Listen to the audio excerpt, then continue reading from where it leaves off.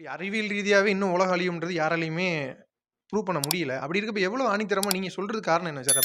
அது இல்ல அது அத எந்த இத வச்சு எந்த உதாரணம் இருக்கு? என்ன உங்கட்ட அதாவது ஆதாரம் இருக்கு அது அழியும்ன்றதுக்காக? இந்த ரசூலுல்லாஹ் அவர்கள் சொல்கிறார்கள், இந்த உலகம் அவருடைய சகாபாக்களிடத்திலே, அவருடைய நண்பர்களிடத்திலே, அவர்கள் உறவினரிடத்திலே சொல்கிறார்கள், இந்த உலகம் நிச்சயமாக அழியும். வணக்கம் சார். வணக்கம். சார் நீங்க இஸ்லாம் சமுதாயத்த சேர்ந்தவர்னால அந்த கேள்வி உங்ககிட்ட கேட்கணும்னு நெனைக்கிறேன். இப்ப இஸ்லாமத்துல வந்து ஒரு வட்டி குடுத்து வாங்குறதோ, இல்ல எந்த விதமான பேங்கோ அந்த மாரி நான் நடத்தி கேள்விப்பட்டதில்ல. இப்ப இதுக்கு ஏதாவது உங்ககிட்ட ஒரு தெளிவான பதில் இருக்குமா ஆமா, சார்? இஸ்லாத்துல அடிப்படையே இறைவன் சொல்வது, வட்டி வாங்குவது மிகப்பெரிய தவறு, குற்றம். அந்த தொழிலை செய்யாதீர்கள், வட்டிக்கு வாங்காதீர்கள் அப்படின்னு சொல்லியிருக்கு. அதில் எனக்கு தெரிந்து 98% அகில உலக இஸ்லாமியர்கள், இப்போ நீங்கள் பார்த்தீங்கன்னா அரபு நாட்டுகள் எல்லாம் இஸ்லாம் பேங்க்ல எல்லாம் வட்டிக்கு நீங்கள் பணம் கொடுத்தாலும் எடுத்தாலும் வட்டி கொடுக்க வேண்டாம், அப்படிதான் இருக்கு. அது காரணம் என்னன்னா, குரான்லையும் நபியும் என்ன சொல்லியிருக்காங்கன்னா, நபிகிட்ட கூட ஒரு லேடி அவங்களுக்கு குழந்தை பிறப்பதற்காக இறைவனிடத்திலே வேண்டுதல் வைத்தார்கள். என்ன வேண்டுதல் வைத்தார்கள்? அந்த குழந்தை பிறந்த உடனே, எனக்கு ஒரு குழந்தை தந்தால் அது பிறந்த உடனே அந்த குழந்தையினுடைய அசிங்கத்தை நான் சாப்பிடுவேன் அப்படி சொல்லி ஒரு ஒரு விரதம் இருந்து நான் அந்த குழந்தையினுடைய அசிங்கத்தை சாப்பிடுவேன் என்று சொல்லி இறைவனிடத்திலே வேண்டுதல் வைத்தார்கள். அப்போது குழந்தையும் அந்த அவருடைய வேண்டுதல் படி குழந்தையும் பிறந்தது. அதே நேரத்திலே அவங்களால் அந்த அசிங்கத்தை சாப்பிட முடியவில்லை. இதை போய் நபி அவரிடத்திலே போய், முகமது நபி ரசூலுல்லாஹி ஸல்லல்லாஹு அலைஹி வஸல்லம் அவரிடத்திலே போய் இந்த பெண் அந்த அம்மையார் அவர்கள் கேட்டார்கள், ரசூல் அவர்களே, நான் இப்படி ஒரு நெய்யத்து வைத்திருந்தேன், ஒரு வேண்டுதல் வைத்திருந்தேன். அது இஸ்லாத்திலே நெய்யத்துன்னு சொல்லுவார்கள். வைத்திருந்தேன், எனக்கு குழந்தை பிறப்பதாக இருந்தால் நான் அந்த குழந்தையினுடைய அசிங்கத்தை சாப்பிடுவதாக நான் அல்லாஹ்விடத்தில் துவா செய்திருந்தேன். எனக்கு குழந்தையும் கிடைத்தது. இப்போது அந்த அசிங்கத்தை நான் என்னால் சாப்பிட முடியவில்லை, நான் என்ன செய்ய வேண்டும்? அதற்கு ஏதாவது மறு பதில் இருக்கிறதா என்று கேட்டார்கள். அதற்கு ரசூலுல்லாஹ் அவர்கள், முகமது நபி அவர்கள் என்ன சொன்னார்கள்? ஒன்றும் கவலைப்படாதீர்கள், நீங்கள் இந்த ஆண்டவனிடத்திலே வேண்டிய வேண்டுதல், அதுக்கு பரிகாரம் ஒன்று இருக்கிறது. நீங்கள் எந்த வீட்டிலே வட்டிக்கு பணம் கொடுக்கிறார்களோ அங்கே போய் ஒரு நேரம் நீங்கள் சாப்பிட்டு விட்டு வெளியிலே வாருங்கள், அதற்கு சமம் என்று சொன்னார்கள். இதை விட வேற என்ன வேணும்? அதனாலதான் இஸ்லாமியர்கள் அதிக பேர் வட்டிக்கு பணம் யாருமே வாங்குவதும் இல்லை, கொடுப்பதும் இல்லை. நபிகள் நாயகம் சொன்ன மாதிரி ஒரு அருமையான விஷயம் சொன்னீங்க. இப்ப அதே நபிகள் நாயகம் உலகம் அழியிறத எங்க சமுதாயத்துல இருக்கு, எங்க இதுல சொல்லியிருக்காங்க, குரான்ல சொல்லியிருக்காங்க அப்படின்ற மாதிரி சொல்றாங்க. அதை பத்தி நீங்க என்ன சார் நினைக்கிறீங்க? உலகம் அழிய போகிறது அப்படின்றத அவர் எங்களுடைய புனிதமான நூலா கருதப்படுற அந்த குரான்ல இருக்கு அப்படின்ற மாதிரி சொல்றாங்க. குரானை பொறுத்தவரையில அதுக்கு ஆதர் கிடையாது.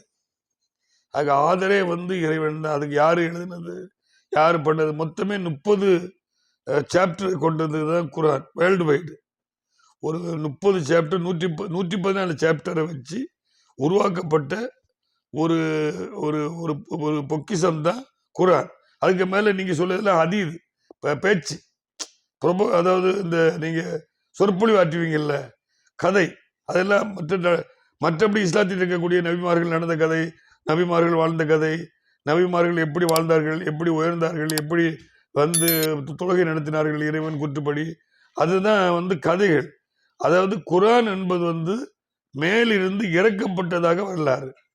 அப்படி இந்த 114 அத்தியாயத்திலேயும் ஏறத்தாழ 88 அத்தியாயங்கள் மெக்காவிலே ஜிப்ரீல் அலைஹிஸ்ஸலாம் என்ற ஒரு நபி வழி காதிலே சொல்லி இறைவன் இறக்கப்பட்டதாகவும், அதை அவர்கள் எழுதி மனப்பாடமாக்கி தன்னுடைய சகாபாக்களிடத்தில் சொன்னதாகவும், பேலன்ஸ் இருக்கக்கூடிய ஆயத்துக்கள், அந்த சூறாக்கள் சூரா என்று சொல்லுவோம், ஒவ்வொரு சாப்டரையும் சூரா என்று சொல்லுவோம்.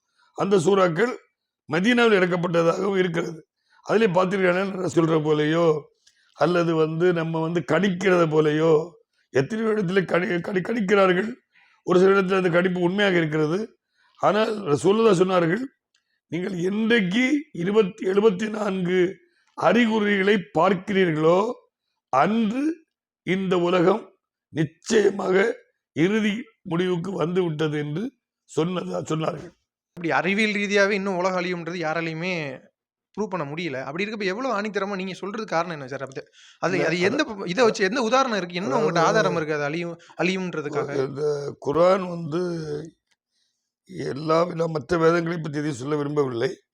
எல்லா வேதங்களும் அவரவருக்கு பெரியதென்று இறைவன் சொல்லியிருக்கிறார்கள். ஆனால் குர்ஆனை பொறுத்தவரையிலே இதுவரை எந்த மாற்றம் செய்யப்படாத ஒரு வேத நூல். அதிலே என்ன பார்த்தீங்கன்னா, ஹதீஸ்ல 72 அடையாளங்களை ரசூலுல்லாஹி முஹம்மது நபி ஸல்லல்லாஹு அலைஹி வஸல்லம் அவர்கள் சொல்லியிருக்கிறார்கள். என்னன்னா, அந்த 72 அடையாளங்களையும் நீங்கள் அதுல 10 அடையாளங்கள் மிகப்பெரிய அடையாளங்கள், அந்த பாக்கி இருக்கக்கூடிய 62 அடையாளங்களும் மீடியமான அடையாளங்கள். இது வரும்போது உலகம் அழிவது உறுதி, இதுல எந்த விதமான மாற்றம் இல்லைன்னு அடித்து பேசியிருக்கிறார் சார். இல்ல அது நீங்க சொல்றது 62 அடையாளம் இருக்கு, 10 அடையாளம் இருக்குன்றதெல்லாம் ஏத்துக்கலாம். அது என்ன அடையாளம் சார்? மக்களுக்கு கொஞ்சம் புரியுற மாதிரி என்ன சொல்றாங்கன்னா, இந்த உலகம் அழியக்கூடிய காலம் வரும்போது தெரு தெருவாக மதுக்கடைகள், மது வியாபாரம் செய்யப்படும். தண்ணி மாதிரி மது வியாபாரங்கள், கடைக்கு கடை, தெருவுக்கு தெரு மது வியாபாரம் செய்யப்படும். மக்கள் மதுவுக்கு அடிமையாவார்கள். தெருவுக்கு தெரு விபச்சாரம் நடத்தப்படும். விபச்சாரத்துக்கு மக்கள் அடிபணிவார்கள். எங்கு பார்த்தாலும் விபச்சாரம் நடக்கும். அதே போல பார்த்தீங்கன்னா, லையர் அவங்க பொய் சொல்லக்கூடியவர்கள் தான் மக்கள் நம்புவாங்க. Liar will be called as a truer, truer will be called as a liar. இது குர்ஆன்ல இருக்குது. ஆக்சுவலா அந்த பொய்யர்கள் பொய் சொல்லுவது இந்த உலகம் நம்பும், உண்மை சொல்லுவதை நம்பாது. அது ஒண்ணு. அப்படி பார்த்தீங்கன்னா, அதாவது பெண்கள் அணியக்கூடிய ஆடைகள் அல்லது ஆண்கள் அடையக்கூடிய ஆடைகள் அரைகுறை ஆடைகளாக இருக்கும் வரும். ஒரு மேட்ச் பாக்ஸில், ஒரு சிகரெட் பாக்ஸில் கூட உள்ள வச்சு அதை நீங்க எடுத்து நீங்க உடுக்கலாம். அந்த அளவுக்கு கிளாத் மெட்டீரியல் இருக்கும் அப்படின்னு சொல்லியிருக்காங்க. இதெல்லாம் நான் சிறிய அடையாளங்களை சொல்றேன். அப்புறம் குர்ஆன் வில் பி சோல்டு. அதை பள்ளிவாசல்கள் கட்டுவாங்க அலங்காரத்துக்காகவும். பள்ளிவாசல்லாம் அலங்கரித்து அது தொழுவதற்காக கட்ட மாட்டாங்க. அதாவது இந்த குர்ஆன் வில் பி சோல்டு, அது வியாபாரம் செய்யப்படும். குர்ஆனை வச்சு வியாபாரம் செய்யப்படும். இப்படி அப்படி குர்ஆன்ல வியாபாரம் செய்யப்படும். நீங்க பாத்தீங்கன்னா 99% சாமியார்கள் இருக்க மாட்டாங்க. ஜோசியம் சொல்றதுக்கு, குறி சொல்றதுக்கு இருக்க மாட்டாங்க. அது ஷிர்க். அது பண்ணக்கூடாதுன்னு இருக்கு, குர்ஆன்ல இருக்கு. மாந்திரிகம் இன்னும் இருக்குது ஆக்சுவலா. ஆனா அது பண்ணக்கூடாதுன்னு கடவுள் சொல்லியிருக்கிறாரு ஆக்சுவலா. அதே போல நீங்க குறைக்கப்படும். அதாவது முன்னாடி பாத்தீங்கன்னா, நீங்க 80 வயசானாலும் முடி நரைக்காது. அன்னைக்கு ஒரு சாகக்கூடிய ஒரு 30 வருஷத்துக்கு 40 வருஷத்துக்கு முன்னாடி எல்லாம் சாகக்கூடிய வயது 90, 100, 120 எல்லாம் இருந்தது. இப்போது 50, 40, 45 வயதுக்கு குறைக்கப்பட்டு விட்டது. வயதுகள் குறைக்கப்படும் இருக்கு, குர்ஆன்ல இருக்கு. சூழல்ல ஹதீஸ்ல சொல்லியிருக்காங்க, இந்த உலக அழிவு நாட்கள் வரும்போது வயதுகள் குறைக்கப்படும். தண்ணியிலிருந்து தீ புறப்படும். தண்ணியிலிருந்து தீ புறப்படும். அப்புறம் என்ன, கடல்ல இருந்து வேல்குனஸ் வருது பாத்தீங்களா, அது அன்னைக்கே சொல்லியிருக்காங்க.